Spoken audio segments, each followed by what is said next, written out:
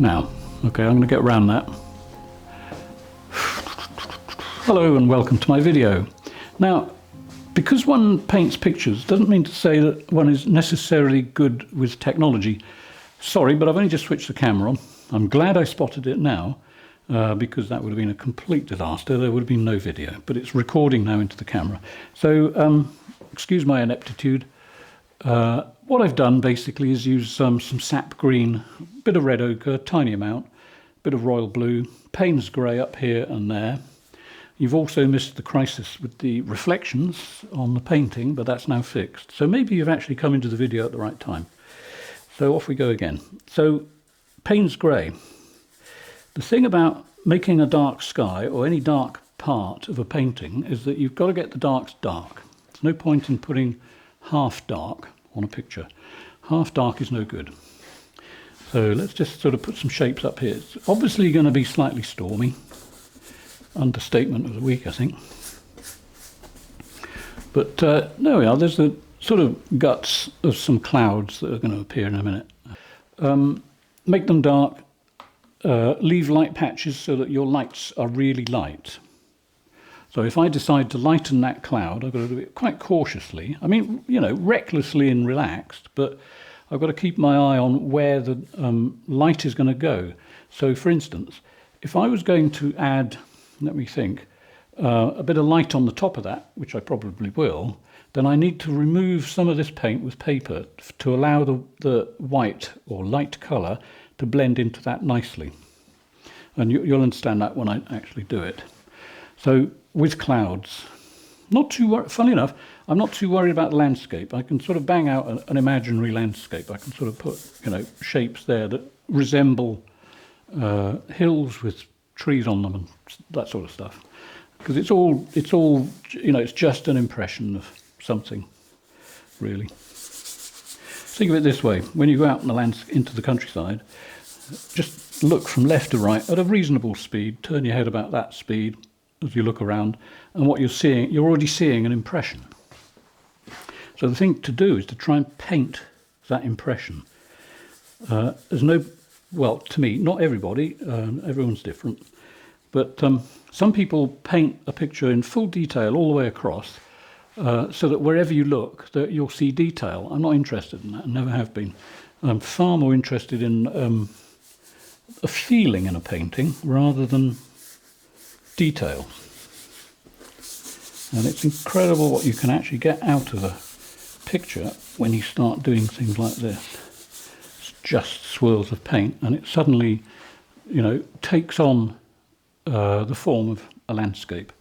Now, this is all very dull grey across here, okay? That doesn't mean to say that's the way it will stay. In fact, I'm really hoping it doesn't stay that way. So let's get some paper on that. So I know that later I will want a light spot on the land. So where will I put the light spot? Well, it's probably going to be sort of here. It could be there, I suppose, but I think I'll put it here. Got some nice shapes already working there, but I think we'll have a belt of light down there. So I'll just take some paint off. It starts to get lighter already. So the fact that it's lighter means that when I put a lighter colour on it, it'll get even lighter than that. If I had left the paint on there and put a lighter colour on it, the two amounts of paint, which would be quite thick paint by then, would just sort of merge together, and you know, you just end up with the enemy of all painters, mud. Okay, so right, another little hint. It's a wide picture, so to give the feeling of expanse, it's dead simple. All you need is some shapes that go right across, but you don't want to go across with a wiggly line. If you put a wiggle in the line, it's got to be a deliberate wiggle. You can't go off half wiggled. If it's just ridiculously wobbly, like I have some kind of nerve trapped in my elbow, that's just not good. It just it's a rare thing to see in nature. So a picture this big, right? Make a statement. Put the light in more than you think you need. You can always close in on it again, and change it. So let's, I hope that's clear. So what should we do? Let's have a few little dib-dabs. Right, this is predominantly a bluish grey. If I put something on there like yellow ochre, it will start to make a green. So I don't particularly want that. So I'm going to try something out. I'm going to try a bit of orange. Let's try orange. Let's have orange vermilion. And it won't take a lot. This is actually coming out the tube as extremely heavy, hardly any linseed oil in it. So it's going to take a bit of a push to get it the way I want it. So I probably will add a little bit of medium to it. And the medium I'm using does contain a drying agent, so it's not just linseed oil. And it's really just a stain, tiny little brush. Look at that, tiny brush, such a big painting. It's literally a stain. So what I want to do is just add a bit of warmth up here. And it won't be red by the time I finish. It'll be interesting. Okay. And while I'm at it, doing this, I'll just remind you that the amount of paint you use on a painting doesn't have to be thick paint, okay? The amount of paint you use can be so thin, like if you look to the bit I'm painting here, that is so little paint. Whether you can see it on the video, I'm not absolutely 100% sure, but the texture of the gesso underneath is showing through. Doesn't worry me in the slightest. I quite like that effect. And you can lose it just by concentrating on one area, and it will sort of tone down like so. So that's going to just sort of sit there. This is going to be the darker side of the painting. The other side will be the lighter. So all I'm doing now is just pushing the paint that is already on there into new shapes. So if I just come down here, it'll blend with the land a little bit at the moment, but that's absolutely fine. I know where the horizon is, and I tend to like the horizon that I did in the first place. I can remember that, no problem. But they will look a little bit lost for a while. But just by pushing the paint up to it like that, I can leave a little, a slight slither of the light just here, just to sort of remind myself if I need to. So that's what I'm doing there. So I'm going to have a nice dark cloud down over the horizon. And using a brush like this, I very rarely use the tip. Same with all brushes. I tend to use the broad side. You can see the amount of paint that's coming up the brush there. I like the sort of width that you get and the control, because I'm holding the brush pointing downwards, so I can see exactly when to stop where the land is. How does that look in the camera? Interesting. It's definitely stormy, but I can't help it. So it's just the way I'm made. Okay, so here we go to make interesting cloud shapes. Let's just sort of spread these around a bit. Sometimes when you're doing this, okay, so imagine you've just started painting a picture and you're going to just sort of do stuff like this to see what turns up. So now, even though I've got a horizon here, what happens in here is very interesting. There's all kinds of shapes. So in there, I can add a mountain if I want to, because it's, the paint, or, because the paint's there and the brush is making different forms in the sky. Some of them, these forms in here, look like even more fields disappearing off. So I might play on that. I quite like that look. So if I just sort of push paint around in the sky here, and then maybe, okay, let's pull that down to there. Let's not worry about that horizon line. Let's go for something slightly different. Okay, so this light bit here was going to be the land. Okay, so it's going to still be the land, but it's just going to change. Let's do something to the land to make it slightly more, different. In other words, I want to continue the land way up here. That'll reduce the sky there, but it'll still be lower down there and more expansive. So let's just see what we get when we start doing this into the paint. Always be ready to experiment. You'll be surprised at what pops up. So here, you see now I can add a bit of light. I can enhance the light just about there. Just a touch, just to sort of remind you that that's still a bit of land over the other side of the hill. So now I'm going to chuck on a bit of, let me think, a bit of royal blue and a bit of white in there. And then up here, I have no idea, something will pop up. So let's, I'm going to use the same brush because it won't matter. Just give it one wipe with a paper towel. And I'm going to put the white and the blue with no oil, just to sort of get the feel of it. Now when you put white on, obviously keep the paint as thin as possible. Let's have a little bit of light in there.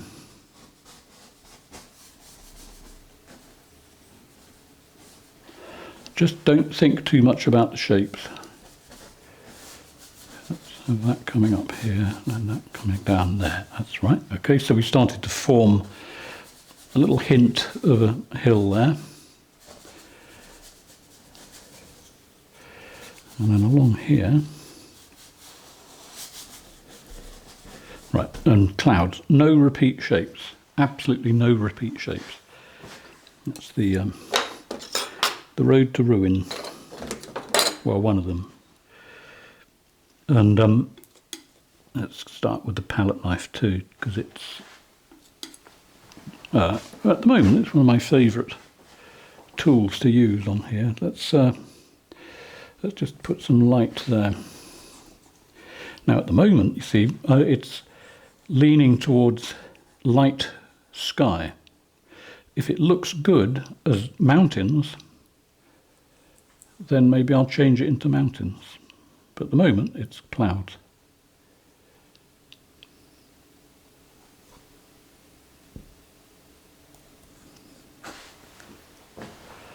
Okay, wipe with a bit of paper.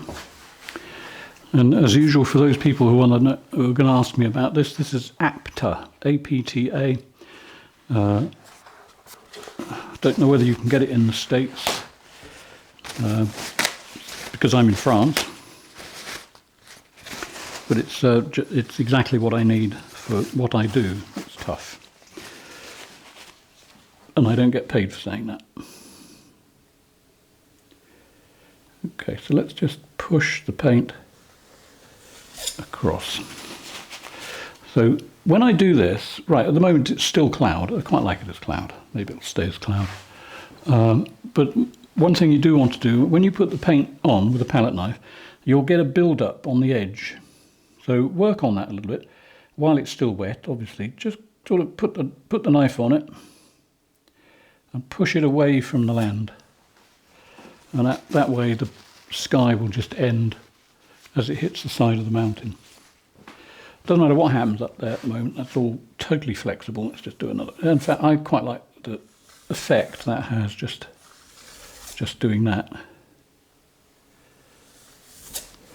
Perfectly smooth blend without using a brush. Don't always want that, but it does look quite nice. So over the other side, I think we'll get a little bit of, let me think, yeah, we'll have a little bit of green in there. So I'll change brushes because it's going to be some big strokes of paint here. Slightly wider one. This is about just over 2 inches. And let's see what we can do. Bit of medium. What I could do, I could insert a few bits of video later showing me mixed paint. I don't know. It's probably better if it's live, but until I fix the problem with the synchronization, I'll avoid it. Right, so this is quite a lot of oil. As usual you know, not too drippy, but sap green and red ochre. Just see what we get. Slightly more, let's see, should we lean towards the red or the green? Let's lean towards a bit of green. It's a dark sludgy green, not a bright green. And I think over here, we'll just sort of put some of that into the land. So we'll just have it's going to make it look darker because there's less oil in it, but we'll just do a few shapes here that will eventually look like landscape. Not worried too much about the top edge. I mean, it's, you know, there's certain things that you do want to do and certain things you don't want to do. Oversimplifying, I mean, use a simple technique, but the final edge of the landscape needs to be interesting. If it's all too smooth and bumpy and perfect, you won't get the right feel. But don't, you know, as you can see what I'm doing here, I'm just sort of moving paint around just to see what we get out of it. And there's a few flecks of a greeny, browny, reddy colour in there. One of them. Okay, so as you can see, it starts to have structure. Very important bit of structure. So I'm going to just sort of chuck in a few little bold statements. Let's have some a little bit more Payne's grey. Let's put in a shadow coming across the land here. And the only reason is because it might look good. Just some shapes. Like so. And then of course that brings the foreground to you just a little bit more. And then over here we're going to echo that in a way. We're going to have something dark there because, you know, why not? Let's just put marks in. That's it. Sort of nice bold shapes. And then between that point and this point there will be more light in the middle. So we're heading towards total coverage, which is where I want to be at the moment. Leaving in a few little contrasty bits like that. The eye will go straight to them. And then I think down, yeah, okay, I think we're going to have, what are we going to have? What are we going to have? Okay, I think we're going to have, let's have some light here. A little bit there. A little bit there. I'm doing my usual going back and forth to the camera viewfinder just so I can see it small. It's very important, that. Okay. Right, so let's get to the sky on, let me think. So we started to describe a slope here. So the landscape is disappearing up there. I quite like that. So it's disappearing into the clouds. However, it's not quite making the point that I want to make. So let's just get some more white.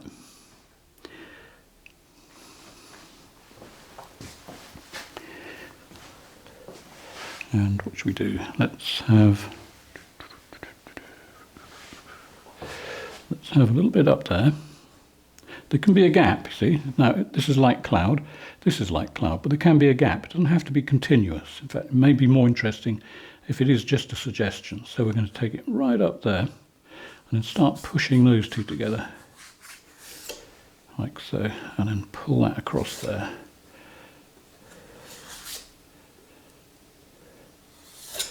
With hardly any join between the two, so just to make the sky look a bit more, I don't know, turgid maybe. Can't beat a bit of turgid. A bit more white, and I think a bit more cadmium orange. A big one, what was it? Orange vermilion. So let's have a lump of that. So this is titanium white, great big blob, mixed so that it's already pink. Not too much, I mean, don't over mix. Well, I don't. I quite like the variation you get from the palette knife if you don't over mix. There we go, this is a pinky colour. We've got, so what I'm doing, I'm putting the sun behind that, I suppose.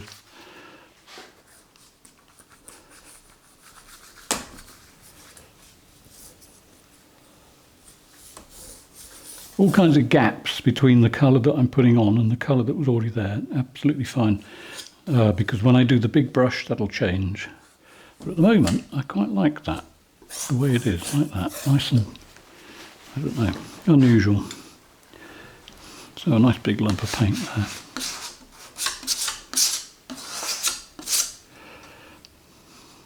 This reminds me of this artist that I met once in Brighton, which is the south coast of England, years and years ago when I was probably still a student, I think I was.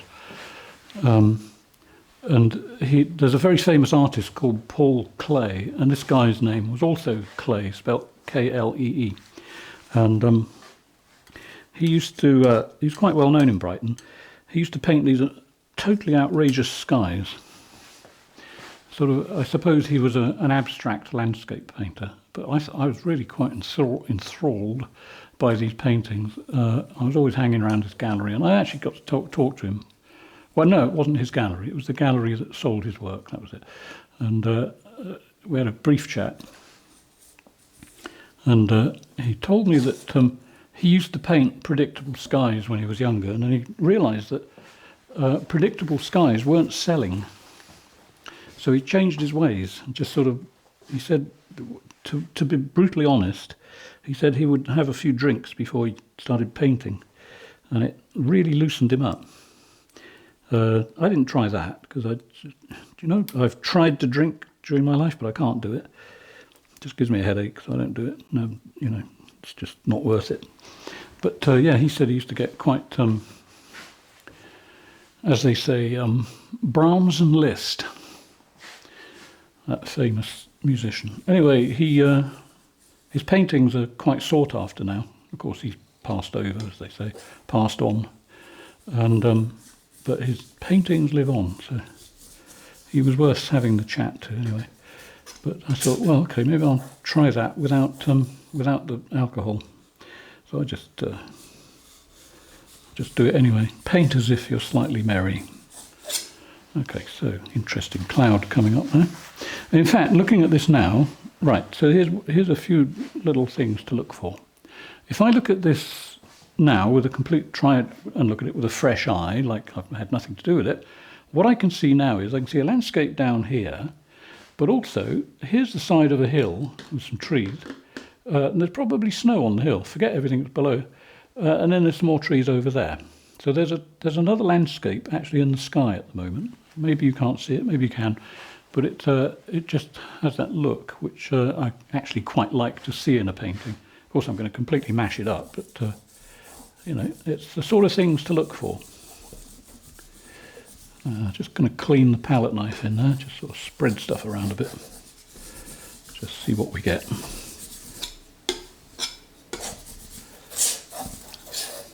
And it still has that look about it. It won't in a minute, of course, it's going to change, but I suppose basically it boils down to, have fun while you paint. Let's see what happens when I mix Payne's grey and red ochre. Let's see what we get there. So I'll just put a little bit in the Payne's grey. It gives you a sort of maroon, slightly maroonish colour. And where should we put that? Let's push that around here, because this is now the dark side of the painting. So we've got to have a bit of a shape there that inspires you to look at it. And in the middle, so it's going to be light. It's going to be light, but I want a few bits of dark. So these clouds here are starting to go dark as they move away from that area. So if I just push that down there, we'll get a bit of light on the horizon, like so.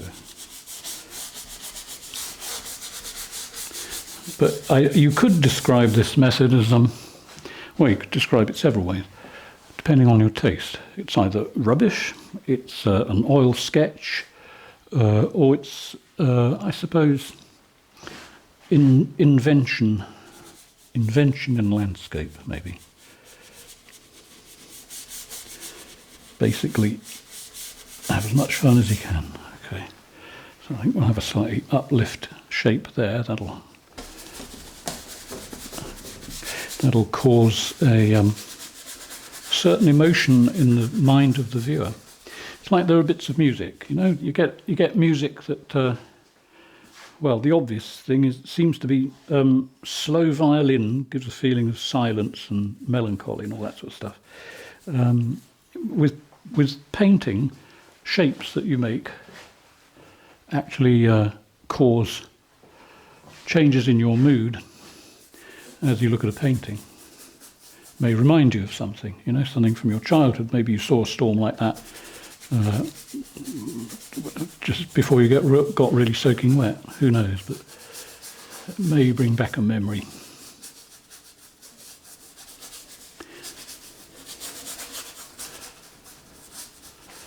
Okay, so that's starting to sort of get turgified. Another new word. Got to keep making up these words. There we go, just sort of shapes and squiggles. So what I'm hopefully getting, the message I'm trying to get over, hopefully it's coming across, is that, you know, don't be rigid. Try to work as big as you can. If you've got space to do this, it's always better. But just sort of let go. There are no mistakes. Let's see, I'm going to put a few lighter clouds coming across there probably, so I'll just take a little bit of paint out of there. And while I'm off the picture, Richard, let me know if I get in the way too much, would you? Will do. Okay.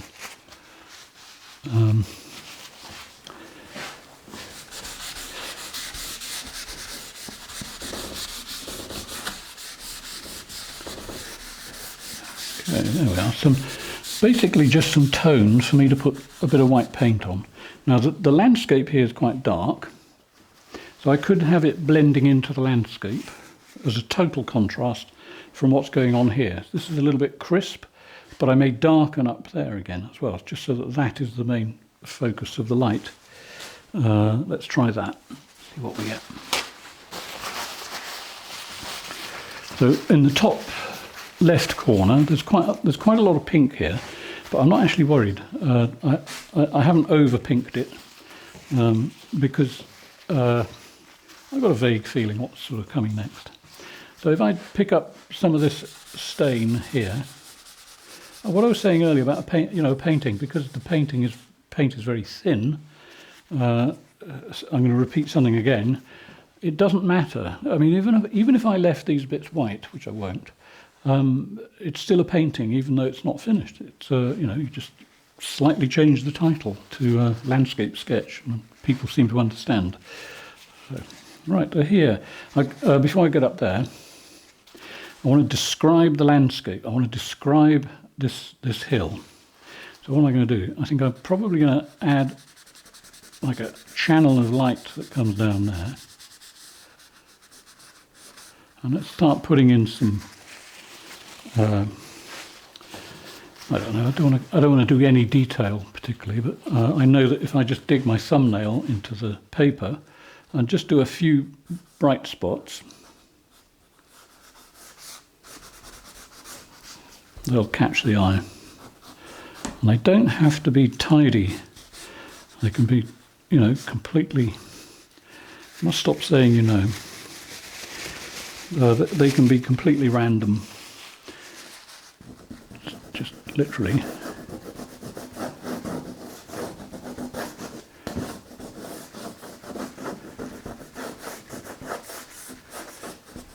Just shapes. They will build up. You don't have to do them all in one go. Just do a few, see how it looks, and then add to it later. What do I want down there? I think I still want something much brighter coming across. So there's the light here. So where's the light going to go? It's either going to go upwards because the sun is too low, so there might not be an awful lot of light actually hitting the ground below, but you never know. Let's just have that. That could be quite a nice little twinkle there.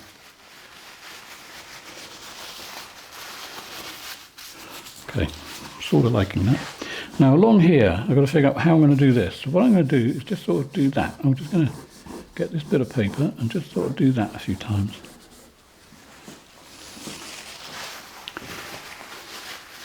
This really is one of those paintings where there's a lot of walking back and forth. When you're up close, you see, it's a complete mess. Well, not a complete mess, it's quite a big mess. But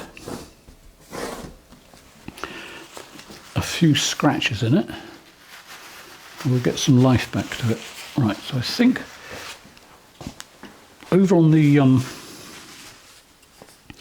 bottom right, I'm going to chuck in a little bit of ultramarine. And the only reason I'm chucking in the ultramarine is because when I walked, this is highly technical, when I walked to my palette, the first colour I saw was ultramarine. That's the only reason. There's no other reason whatsoever. So let's just have a bit of that there. And that will change when I start putting, when I start wiping it with paper. And okay, now it was going to be sky, but it's starting to have that feeling of a distant mountain, perhaps. I wonder. Let's see what happens if I pull it across there. What does that do? Oh yeah, it's getting slightly more mountainy. Now, one thing to remember, if you're doing a picture this big, you've got to make big statements. So I'm going to start to sort of do that. I'm going to, right, so I've got a biggish hill here. We've got a valley down there. We've got extremely low cloud. And we got that when I stand at the painting, which looks like quite a big hill there, but it isn't. It's two pimples on the horizon. So what am I going to do? First thing I'm going to do is basically that.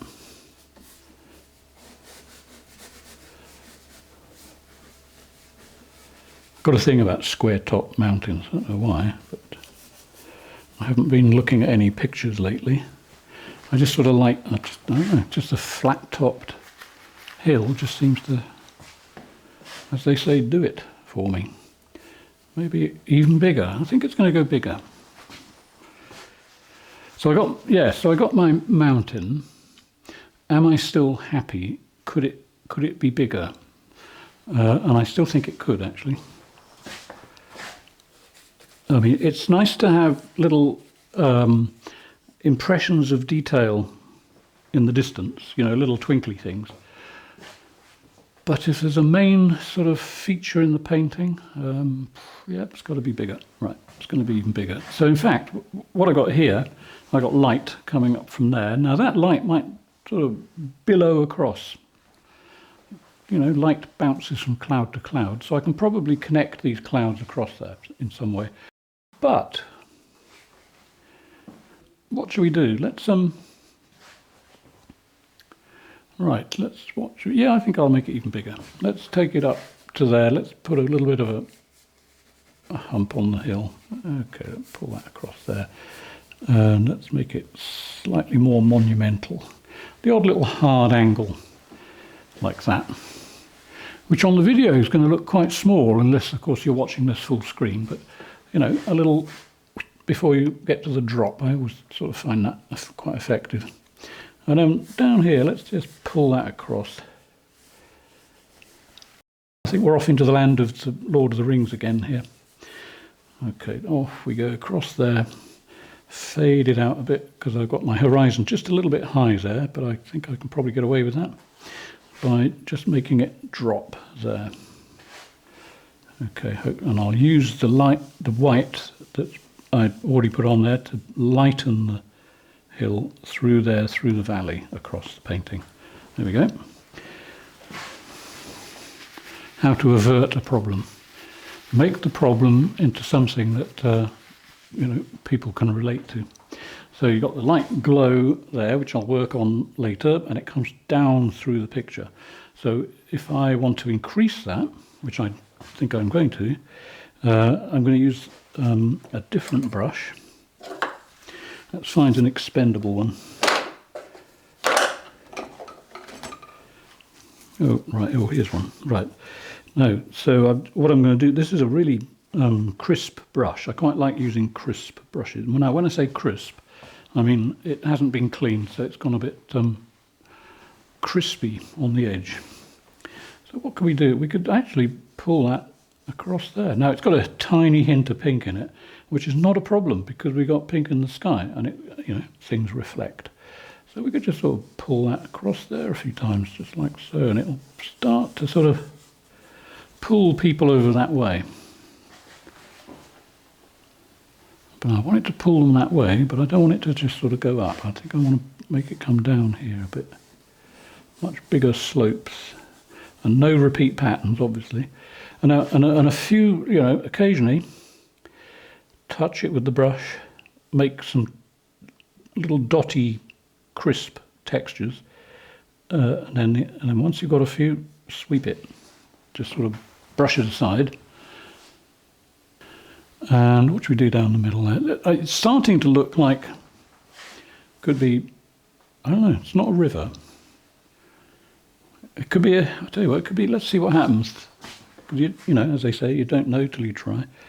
Let's just see what happens if we do this. Whether I can get water without painting too much water. Just a little hint of something coming down through the valley. So let's see. We got some nice little things going on there, which I might zoom in on digitally later. I don't want to move the camera now because it means that I get to edit it quite quickly.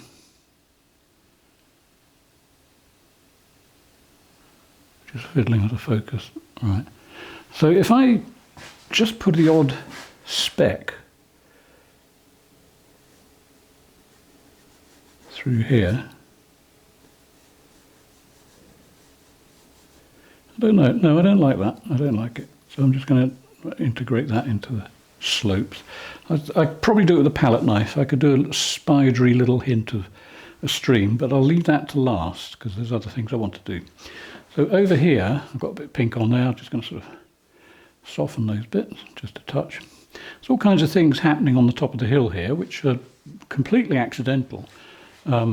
As usual, at the end of the painting, I'll zoom in, you know, and sweep the camera across a few times, so you'll see what's going on. But yeah, don't be in a hurry to sort of change things like that. It just sort of has a bit of atmosphere. Now, I've got a bit of this pink colour on here, so I'm going to just put a little bit of light in the sky over there, just sort of a bit of a glow, I think. That's all it takes, just a few dib-dabs. And let's head for the hills. Let's go and just put a bit, as you probably know by now, I do like light creeping around a hill like that. Now, there's no reason why it shouldn't be there. The sun's a pretty big object, you know, so it's going to sweep across the landscape. So it's not just localised behind my right shoulder, sorry about that. So it's not just localised there. It can go anywhere it wants. So I think let's do that. Let's have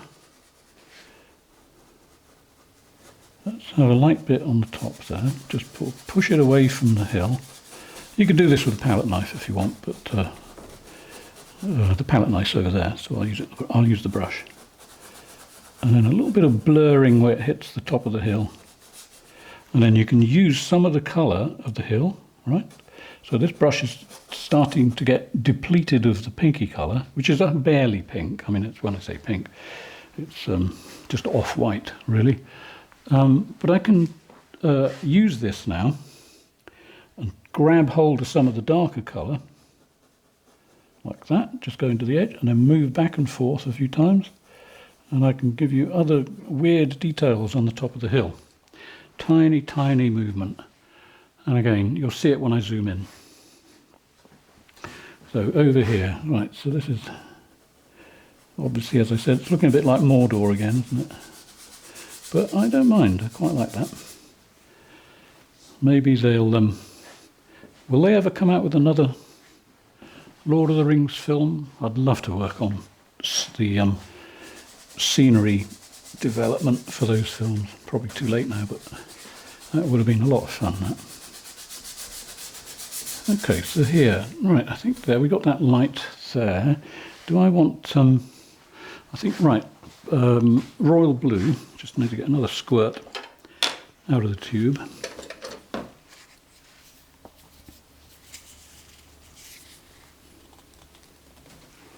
Not a lot of paint. I'm not mixing it with white this time. What I'm going to do is just, in fact, let's get a new brush.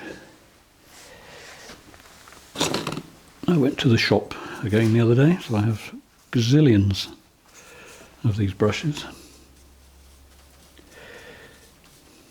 Oh, and this'll be interesting. So I go to the shop where I buy my brushes. It's called Mr. Bricolage. Bricolage means DIY materials, you know, home improvement materials.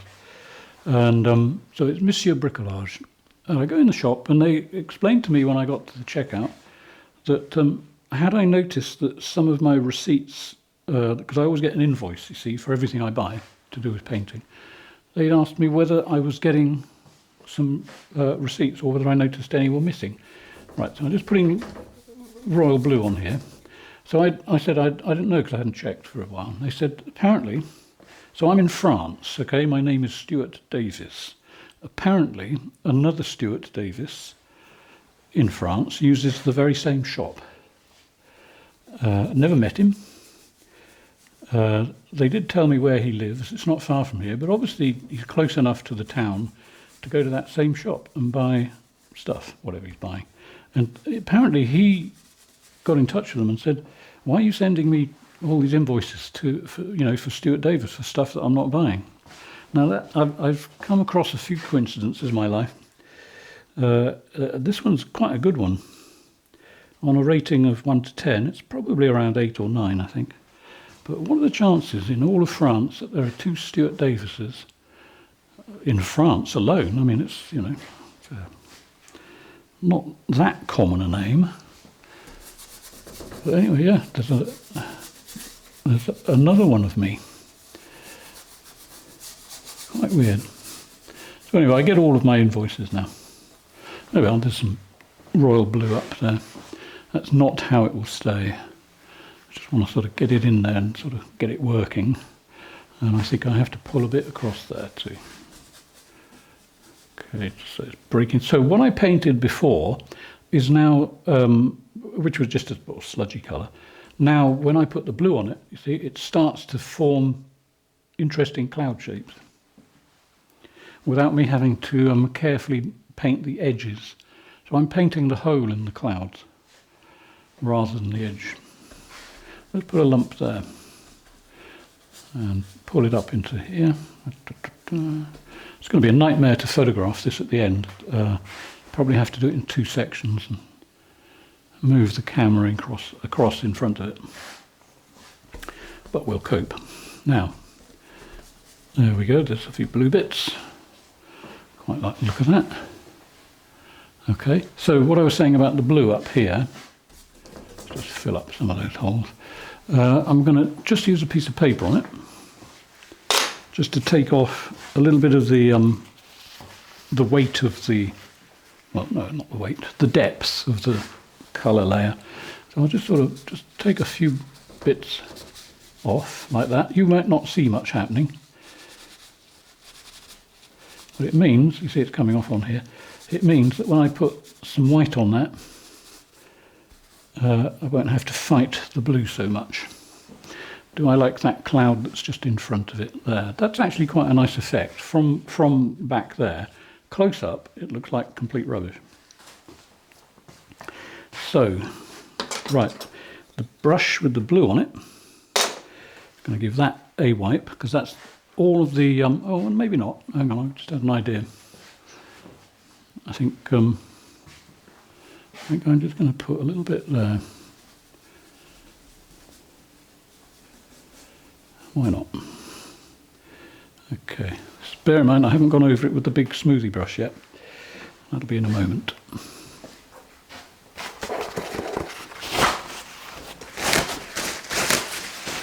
Okay, so all I'm doing is just taking off some of the blue. You don't have to get all the blue off. In fact, it's almost impossible. Once you get blue on a brush, it's there for life usually, unless you use a really powerful paint cleaner, which I'm not. In fact, I'm not using it at all. So I'm going to get some white in the clouds. Still got a bit of pink in it, but it's hardly any. Very little on the end of the brush there, just a touch. A twidge. And let's see what we can do with some cloud shapes. Let's just have a few little flecks there. Okay, don't forget, paint the wind. Okay, don't stay in one spot making marks. Paint the wind. Let your arm blow across the painting. It's like, you know, just like conducting a bit of music. It's starting to look like something behind the clouds, but I don't know. I don't want to bring anything down here, so I'm going to break that just a little bit. Don't want that. Okay, a few little bits of light, a little bit of light. That pink there would probably catch under here. So, okay, and then what should we do over here? Let's increase that way a little bit. So the wind has got to, you know, you've got to have movement. So what's the wind doing? It's blowing across. Occasionally it will hit a cloud and the cloud will bend back because the wind has made a dent in it. Think of it that way. Oh, and I didn't realise I got a text message. Someone reminding me that yesterday was Cloud Appreciation Day. Oh, I had no idea. Didn't even know there was one. I tend to appreciate them every day. But anyway, it was, so you know, maybe next year I'll do a special on Cloud Appreciation Day, but this is the closest I can get to this one, a day late. I'm just going to put a tiny bit of white there. Again, you may not see that until later. Right, so this shape here, I don't like that, so I'm going to just put something in there to break that shape. Just wasn't quite right for that. Wasn't quite ready for that, rather. Up here then, so there's no paint there. Let's put a bit of paint on.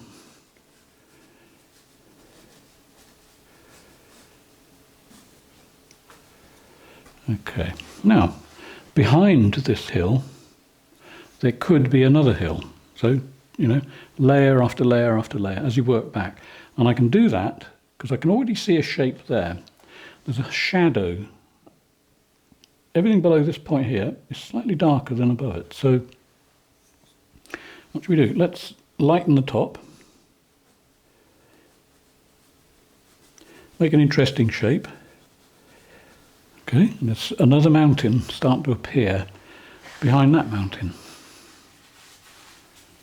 Yeah, I think I like that.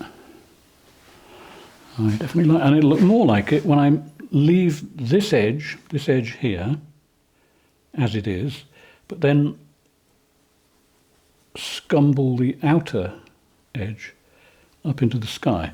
That makes the light broader, which means that it stops being a line. I don't want a line. I don't really want a line anyway, unless I scrape it into the landscape. So here, you see, I can still add a bit more light there. Very subtle now. And that mountain is going to come down and end about there somewhere. I might keep it vague, but there's something, obviously something going on over there. What are we going to do in the foreground? At the moment, I'm trying not to paint too much snow because winter hasn't really started yet, and I want to save up for a bit of, you know, a bit more closer to the snowing point, I suppose. But I've got this urge to paint snow. Quite like it. When it goes right, it's actually a nice effect. So what are we going to do over here? I think we need a... Okay, what do we need? Right, I know what I'm going to do. I'm going to get the palette knife. Which one should we use? How about the one that works? That's the best one, isn't it? I've got one or two of these palette knives where the batteries have gone, so I need to just use this one. There's an idea. Battery-powered palette knife. It's a good job I wasn't a businessman. I would have failed abysmally. Okay, so I've got a little bit of white on the edge of this. So whenever I do things like this, it's always this edge, which when I turn it is the top edge. Always use the top edge. Pretty obvious, really. I got a feeling I want to put something in here that could be a stream coming through.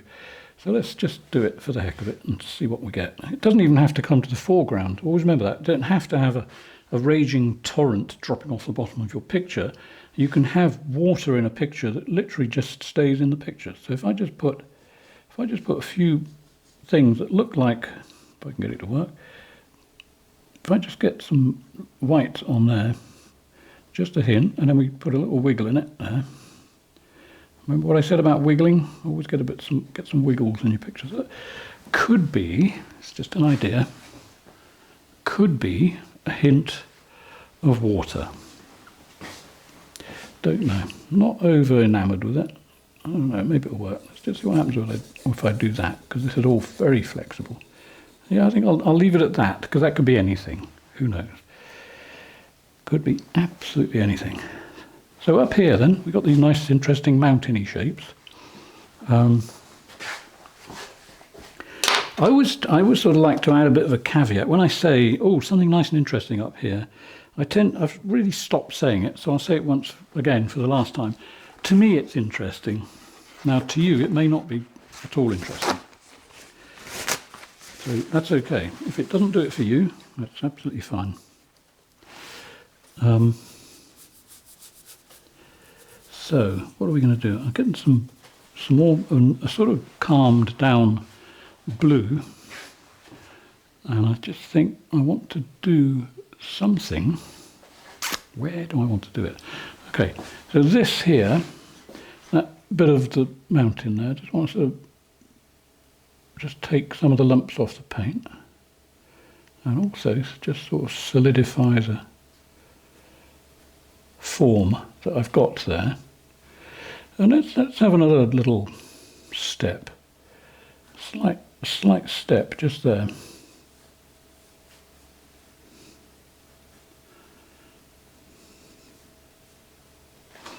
Let's see that from my vantage point.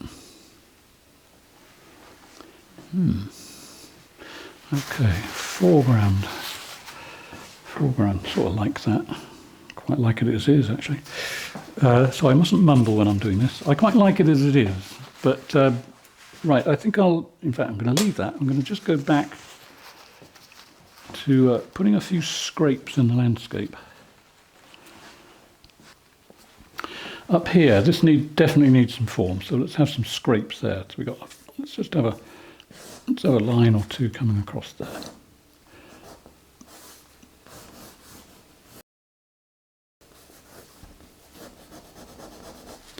Just stuff that describes the roundness of the hill. And I'd just like to repeat something that I often say. Now, you can do this. You don't have to be able to draw. There's a difference between drawing and mark making. What I'm doing here is mark making. There will be someone who will argue at that point. The only thing, now, how do I explain it? Okay, mark making is literally, God, it's so strange how to explain it, but drawing is more precise, let's put it that way. Mark making is a little bit, let's do this, see what happens. I suppose that could sum up mark making. So I'm just putting in some shapes here. Let's have some up here on the side of this hill. Let's just have one that comes down that way. Why not? See, that's a mark. And I just made it. It may look like a tiny little thing in the painting, but they all add up. What I would like to do, and again, this is going to be one of those things where I come back and glaze it, I'd really like to make that light there quite intense. So I think the thing to do would be to, let me think, well, as I say, let it dry and come back and glaze it, but that takes time. And I never know whether to do these Zoom classes on glazing. I mean, I could have glazed 3 pictures, I suppose, in the time it takes me to actually do this. But I don't know. I think mostly people like to see something from start to finish. So maybe I'll carry on like that for a while. But let me know in the comments box. Do you mind a bit of glazing every now and then? Maybe I could paint a picture like this and then tag some glazing on at the end. Don't know. Let me know what you think. Let's have some shapes in here that just really don't mean anything. Again, this is mark making. Okay, so if I know that if I put some little round shapes there, they could be light trees against a dark background. Again, it's minuscule, but when you have the painting, when the painting's finished, varnished with 2 coats of varnish, oiled out properly, which means that when it's dry, or 99.8% dry, then you put linseed oil over the whole thing, very thin film, and that makes everything sort of glow, brings everything together. It's a nice effect.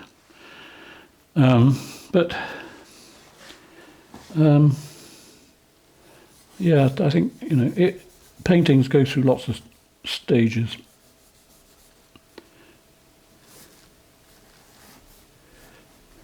Okay, let's have a few shapes coming off there. I mean, they're not really anything, they're just like that.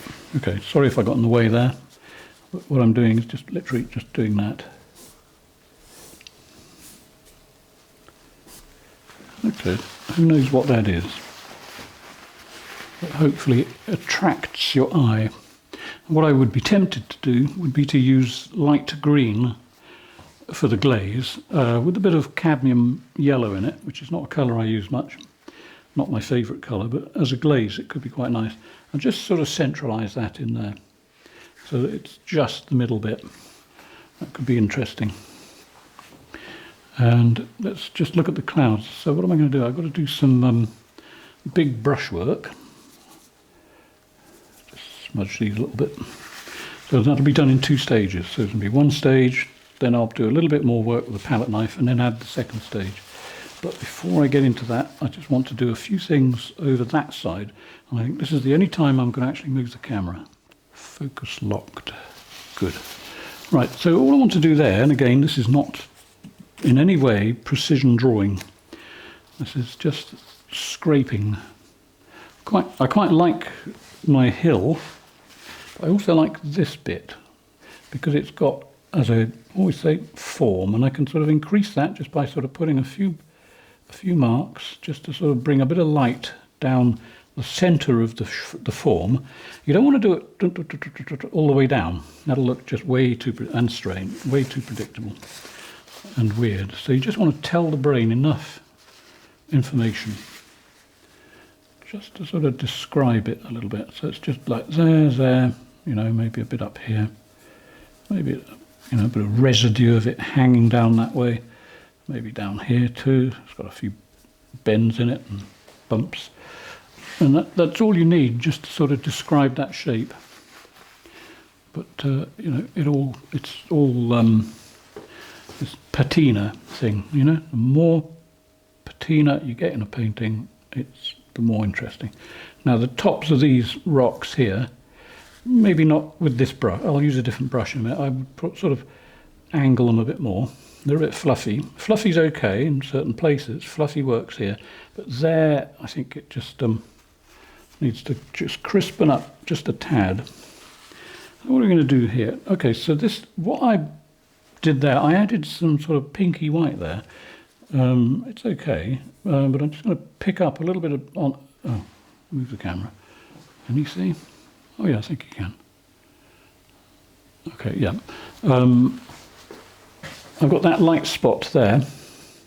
If I pick up some of this pinky colour and I just add that below it, it'll connect them. And it'll in fact, I'm going to add that with a brush. What it'll do, your eye will pick up where it left off. So if your eye is coming down here and looking at this, okay, I can push people even more to that just by putting in a few suggestions of light there. Then there's a gap, then there's a gap. Then over here, this could be water coming down there. Who knows? But this, I can continue down the painting. Don't know what it is, but it's there, you know, who knows. even though it's disconnected, it starts to pull you down a certain way. So all this stuff here doesn't matter. When I glaze it, I'll knock that right into shadow there.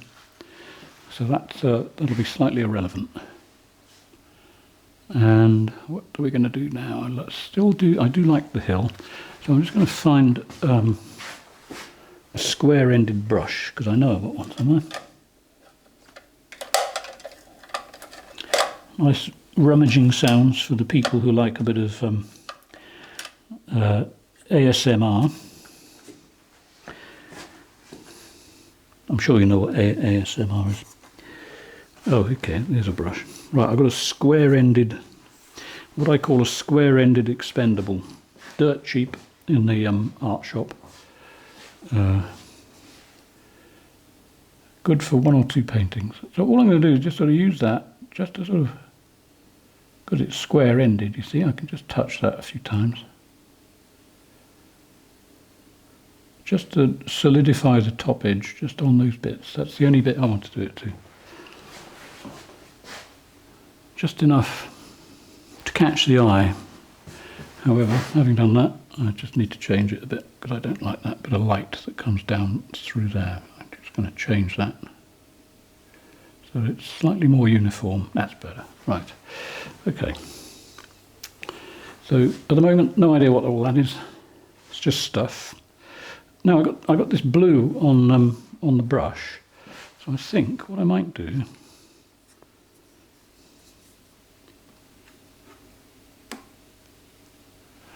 is just use it. It's tiny. I mean, it's almost no paint, but I just want to sort of put in a few things in the landscape. Let's have one there. I don't know what it is. Whatever it is, that one, I don't like it, so I'm going to smudge that out. Just make it into a slightly dark bit. And then here, right, so it's still got blue on it. I could go back over there and get a little bit more. And in getting more, you see, I'm adding a light colour to that, which again makes that look sort of slightly more fascinating. So this bit here, I could sort of add a few of those, and let's have one over there.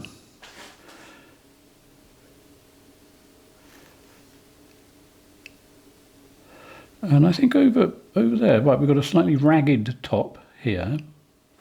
Just keep checking you can see it. You can. Okay, but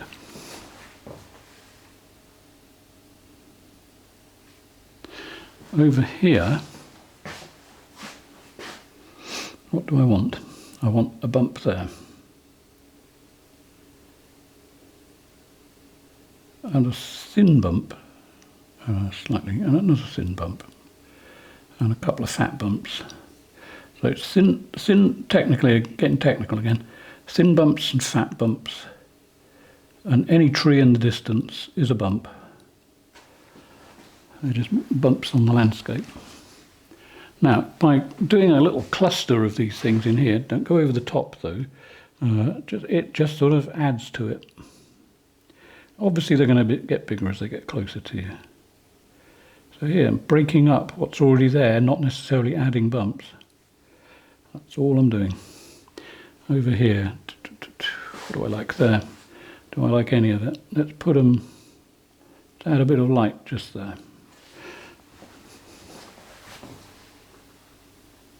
Yeah, oh, I think we're almost there. Right, I'm going to smooth the sky a bit, add in a few little white bits with a palette knife, and then that'll be it. So, smoothing brush. 8 centimetres wide, not that that particularly matters. Smoothing brush, never used. And all I'm going to do is just check for loose hairs. I don't think it's been used. Nope, it hasn't. Okay, so that's it, the usual stuff. Bit of this.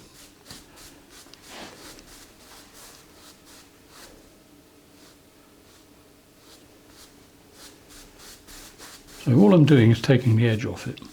Now, I'm going to wipe it because there's quite a lot of pink there, but as you can see there's not, well I hope you can see, there's nothing really on the brush at all. In fact, I don't even need to wipe it. So again over here, just to sort of blur the clouds just a touch, because a cloud that, how do I put it? A cloud that is moving as a blurred cloud, let's put it that way. Hopefully that gives the feeling of movement. There's so little paint on here, I'm actually hardly making any difference to it. Almost nothing.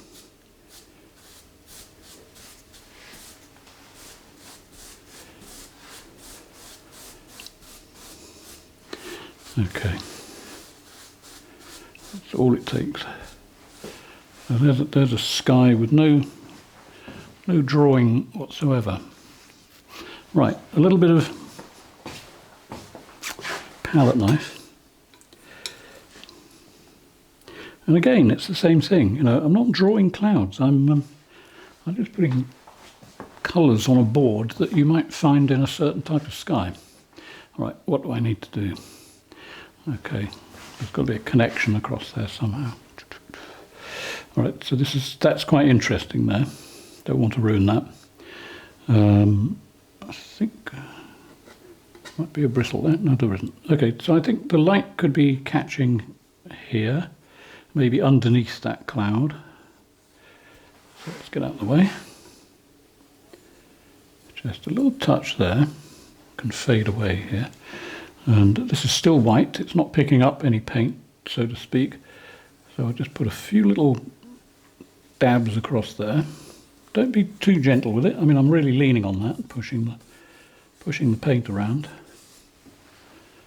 Okay, and don't go too far. My goodness, this looks big here, but in the viewfinder it's minuscule. I'll put my smoothing brush where I'll remember. Mind you, I find brushes around the house that I put down 2 years ago thinking, I must remember that one.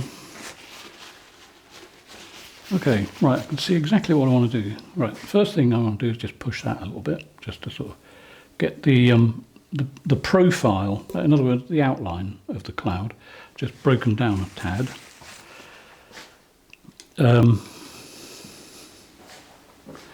I see exactly where I want to go. Right, I'm going to keep that bit of light there, but I have to have something here. Okay, so look, see how, I'm even scratching the painting. That doesn't matter, it'll all go away. Just sort of twist it around. It's all in the wrist, let's put it that way. See now where I'm standing in front of the picture, that looks like a big cloud. When I go and look in the viewfinder, it's just like a blob. It's a blob in the middle.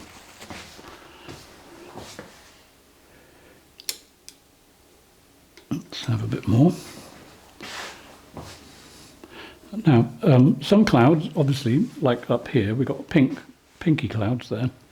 They've got a colour in them, but you can paint a lot of white. You can do everything white clouds and add the other colours as a glaze. So if I want to add a golden glow without making green, I can use yellow ochre or Indian yellow as a glaze, and it won't produce a green. Or if it does, it'll be minuscule. It'll just literally warm the cloud up without putting trees in the sky.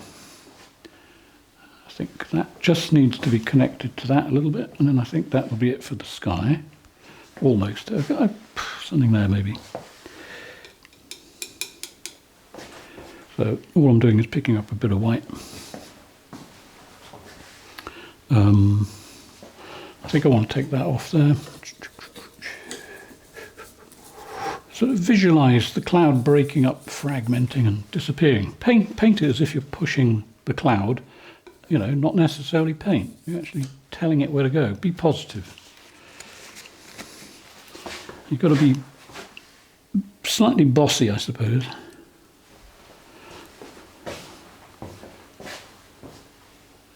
Pushy with your paint. Okay, so that ends in a line. I don't want that. I want more. I've got a hint of something over the back. No, I don't want that. So I'm just going to add a bit more of that there.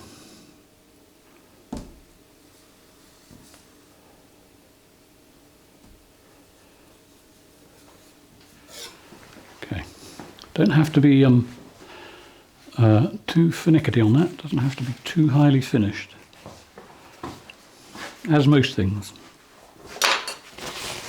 Okay, right, so I remembered where I put my smoothing brush. That's a first. All I'm going to do is just sort of take the edges off them, and I think that'll be it. So just a few swipes with me nicely out of the way, I hope.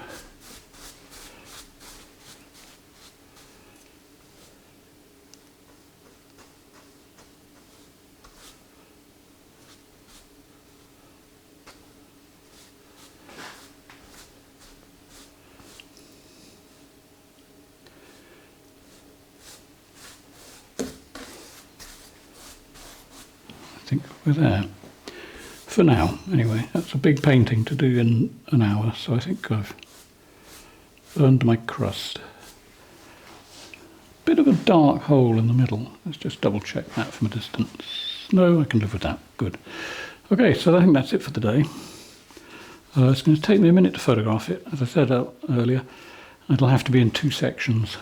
If I don't, it'll be the file will be just too thin. Won't be, won't be able to enlarge it. There's something going on up here that I'm not too happy about, and I really will finish.